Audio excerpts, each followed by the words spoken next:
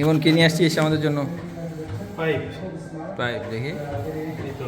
আচ্ছা ঠিক আছে, এই পাইপটা দিয়ে আমরা ইন্টারেস্টিং কিছু একটা বানানোর চেষ্টা করব, ঠিক আছে? করে ফেলছি আমরা আমাদের স্টিম বোটের পাইপগুলা।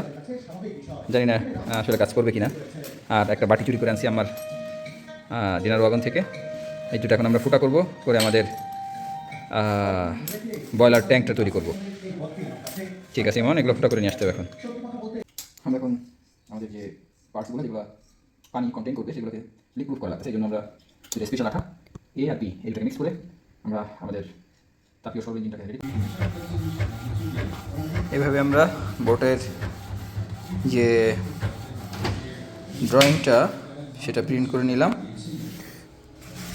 এখন এটাকে আমাদের প্রিন্টের সাথে একটা মেটাল শিট লাগাইছি, এই মেটাল শিটটা থেকে কেটে কেটে আমরা বোটটা বের করবো।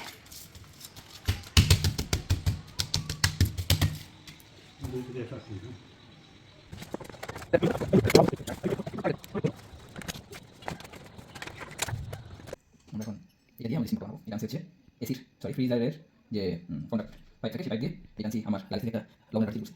অবশেষে আমরা আমাদের নিজস্ব পদ্ধতিতে এই বোর্ডটা বানায় ফেলছি। এটার ডিটেলস নিয়ে আমরা আলোচনা করবো না পরে। সেই 90s সেই বোর্ড আমরা চায়না থেকে আনছিলাম এক পিস। আমরা এখন এটা মাস প্রোডাকশনে যাব ইনশাল্লাহ।